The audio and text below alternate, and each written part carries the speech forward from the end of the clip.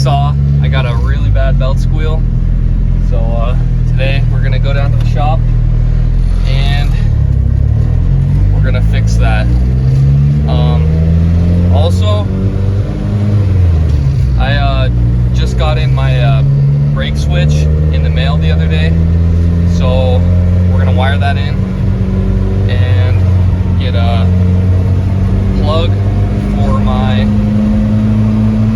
old brake pressure switch, and then I might try a couple other things. So in this truck I have a carpet kit from Rock Auto. It's for a 86 Nissan 720 that I just kind of cut to fit in here. It never fit perfect, but my dad has a carpet kit for his truck that he hasn't installed yet. So I'm gonna test fit it in here, see how it fits, and then last night I ordered some carpet, and then I'll use his carpet kit as a template and make my own, so we can get rid of this. But yeah, I'm just about to head to the gas station. So okay guys, so I made it to the shop. I got the hood popped, got my Red Bull of course from the gas station. Also, look at all the shop cats that we have.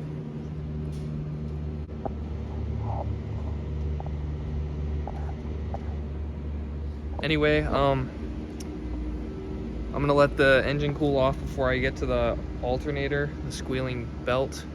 So while I let it cool off, I'll do the brake switch, show you guys my new brake switch that I got. Didn't take that long. Forgot the company that I got it from. I got it on eBay. But yeah, here it is. Get that in today, and then hopefully I should have brake lights again. And then quick update on the Isuzu. The head went to the machine shop. The guy looked at the head and instantly knew the head is great. He said the head looks amazing, which the head is brand new anyway. It's only a year old. Showed him the head gasket, and well, my dad did. My dad took it there for me because I was at work. But right where I was trying to show you guys in the video, right in the middle, right there. He also said, just like I thought, that it was failing right there. And then he said that he could see right where these dark spots are is where it was also starting to fail. I don't know what kind of head gasket that is, but we have an OEM one on order, so that should be better than what that one was, for one. And then he asked if the radiator was plugged, which it's not. And then he mentioned that he asked us if our cat was clogged. This truck always had a catalytic converter. We never did anything with the exhaust except took the back half off, which is right here. So I took the cat off the other night, and I can't tell that it's clogged or anything, but you can hear it sounds pretty bad inside. So we're just gonna run with no cat, and maybe that was part of the issue. Maybe it's getting like excessive back pressure. And as soon as that head gasket gets here, throw that in and get that thing running again, because I need that truck, because winter's coming around. Okay, so looks like the brake switch is a 14 millimeter. So there's two nuts, one's a locking nut, one on the other side. Got the new brake switch in. This little rubber thing was missing on this pedal assembly, so I had to steal it from my old one. It basically just stops for that button there, that little white button. All right, so now I can run the two green wires. I'm gonna have to add wire. Hopefully I have something green. I know I don't have green with the yellow stripe like it is, but hopefully I have green at least. And I can just connect them to these two right here, and then I'll run them, tuck them up in my dash. We should be good. Okay guys, so I found some wire. This is actually the wire that I had sitting in here from that one video. Forgot about it, but got these bullet connectors, had to run and get those.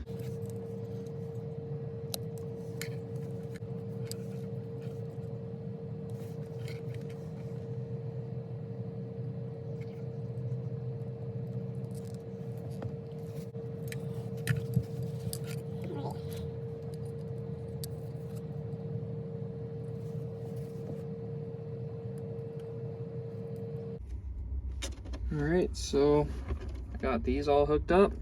Now I just route them through my dash. I'm probably gonna wrap them in electrical tape real quick, the whole thing, so it doesn't get so, you know, tangled up. And then I'll go through my dash in a nice way, and then I'll hook them up. I have this green electrical tape that I'm just gonna use up real quick.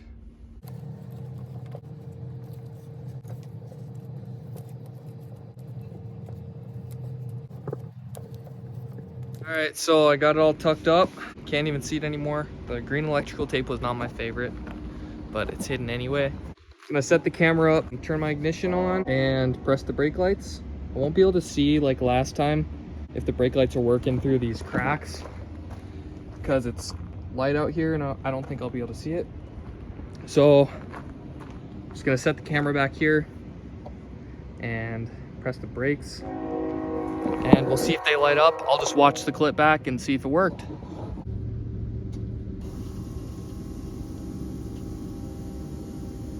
Well, as you guys saw, it worked. So I don't have to deal with it anymore. I still gotta go to Ace or somewhere that I can find a plug for this. Need to get rid of that. It'll look a lot cleaner too without that thing there. So, but yeah, I'm super happy. This is awesome. I shouldn't have to worry about that anymore. But yeah, it's in there now. Also, guys, once again, if you need a cup holder for your truck, I got them. These work amazing. They're 3-inch in diameter. They fit most cups or cans. This is a 12-ounce Red Bull can. I use these pretty much every day. These Red Bull cans don't spill in this at all. I took this on a road trip actually, this truck, last summer. And I had a 12-ounce Red Bull can in it the whole time. And we hit Beartooth Pass and Chief Joseph Road. If you guys don't know what that is, it's basically a big mountain with windy roads and nothing spilled. So got one on my passenger side as well. If you want one, hit me up on Instagram. If you don't know what my Instagram is, it's on the end of every single one of my videos. So yeah, guys, check it out. All right, so next up on the agenda is the alternator. Gotta loosen it. Mine's a 13mm. I'll loosen it, loosen the bolts, and then I'll take like a pry bar and I'll just kind of pry it that way away from the engine so it's tight, and then I'll tighten it back up while holding the pry bar. Sorry, it's really hard to see. This engine is such a tight fit. There's kind of a good view of it down there. Also, fun fact, that is not an SR20 alternator. There's a company, which I forgot the name. I'll look it up and I'll put the link in the description for it. But they make a kit, custom bracket that they make for the SR20, and it fits a Subaru Justy alternator on it. That's Subaru Justy alternator, way smaller. They have a custom pulley for it. If you guys know SR20s, you know that that is not an SR20 water pump pulley. That's their water pump pulley, and that's a Honda belt with their custom alternator bracket down there. And then that's a super adjusty alternator. Reason being is because the SR20 alternators was way too big for my swap. It was hitting my radiator, my intercooler piping, and my steering idler arm. But I got a different steering idler arm anyway, so that was solved, but it was still hitting a bunch of other stuff, so I got that in there. Amazing company, amazing kit. From what I remember, it's kind of pricey, but it was worth it, and it was kind of the only way I could go. But yeah, it works great. Okay, I got 2 different size pry bars. I don't know which one it is, which one will work better, so I just grabbed them both. But should have to pry it now. I don't really know how I'm gonna do this without taking the intercooler piping off, but I guess I'll figure it out.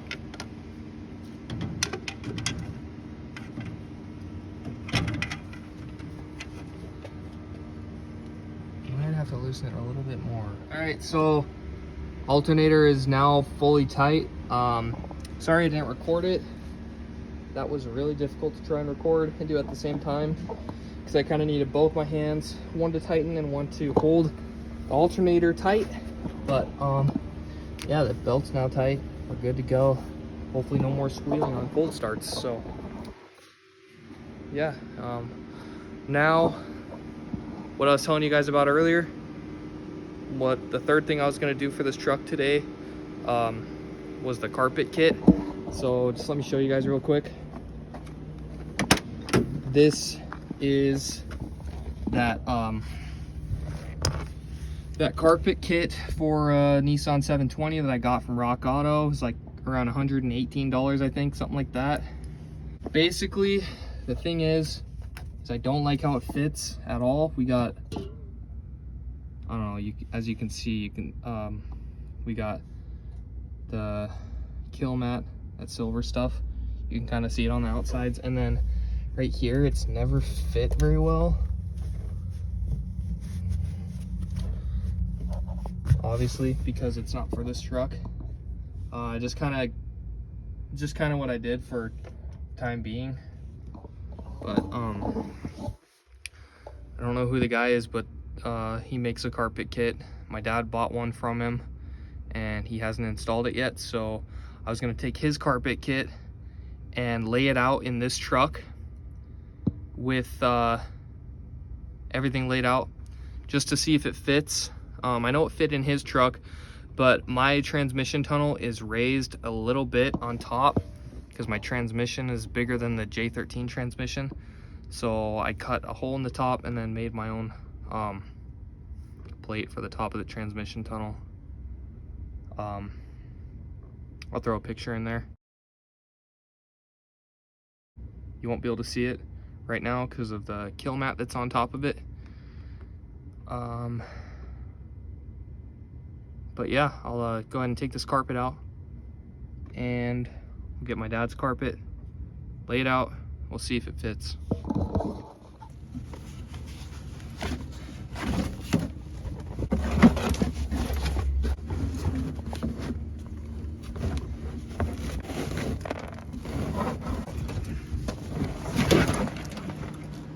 Okay, and just like that, the carpet's out.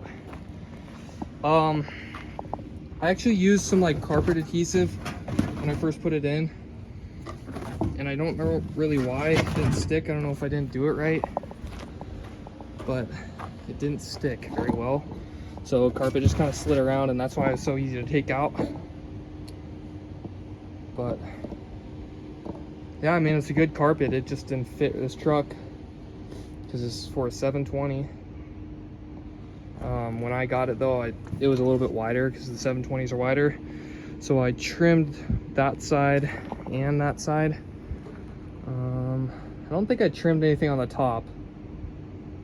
And then I trimmed these as well. But yeah, I guess the glue worked in some spots considering it left that. Oh, and that's also another thing I didn't really love about this carpet, was it had like this, like extra insulation stuff. I guess I could have always ripped it off, but I'd rather have something that's a little bit more snug fitting to the bottom. All right, so I think his carpet kit should be in his stuff. I don't think I've showed you guys this truck before. It's the same year as mine. It's just like a green color, kind of like the same as the 521. His is in way nicer shape than mine. Doesn't really have any dents or anything. The hood was a little messed up, but the rest of the truck is pretty much immaculate. All right. This is his carpet kit.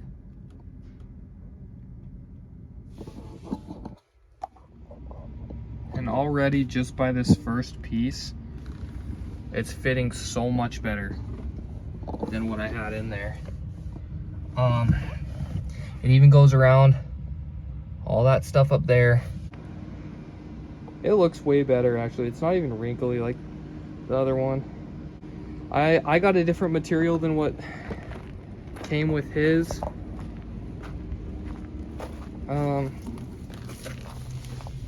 This is like kind of, I don't know what you would call this. I'm not a carpet expert, but I got like this stitch loop kind is what I ordered, and this is different. This is what he got. Here's the transmission piece. This is my main concern, was this piece. Oh yeah, there's no hole, so I'll have to cut that.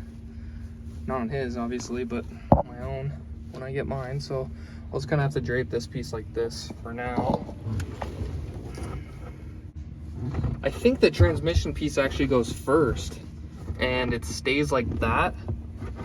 So after you like get everything like all tight and glued on there, then I think this piece goes over the top. This other one will go right over it.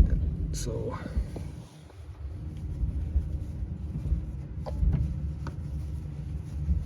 like that kind of.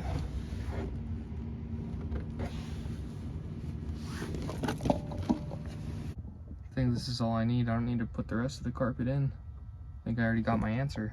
Okay, so one more thing I'm going to show you guys before I end this video. So a lot of times with these really old trucks, they get steering play, you know, just because they're old. But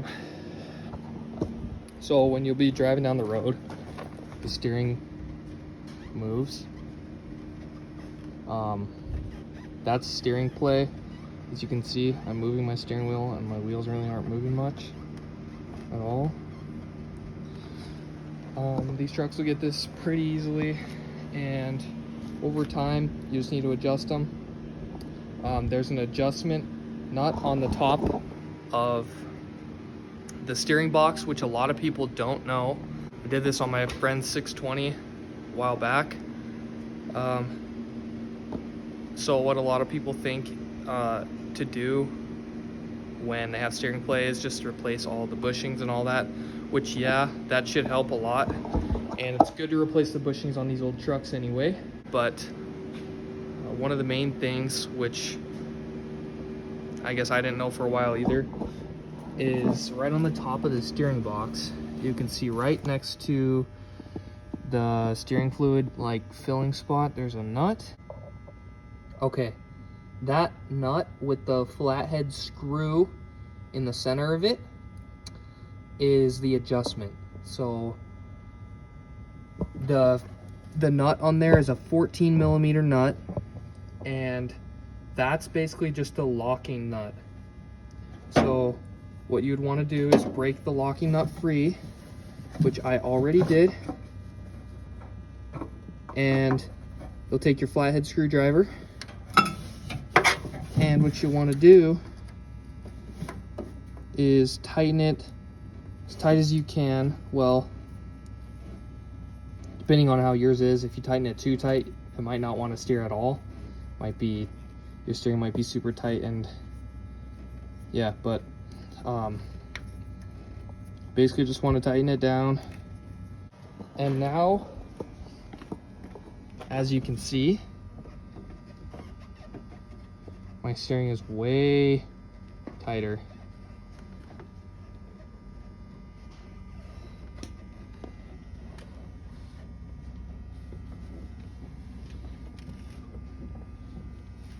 You don't want to make it too tight or else you won't be able to steer, but it's literally as simple as that. And then you would just tighten down that 14mm nut just to lock it in place, and you call it good. And that's how you fix that steering play. So anyway, I hope you guys enjoyed watching this video. Stay tuned for more content by me. Hopefully I'll be making a video on the Isuzu as soon as possible. But right now we're just kind of waiting on some parts, waiting on the head gasket, and got an intake manifold gasket on order as well. And then hopefully I'll get that thing back on the road, which will be nice. Kind of put a pause on Blue Key for a bit because I got other projects to worry about right now. They're a little bit more important. But yeah, guys, thanks for watching. I'll see you in the next one. Peace.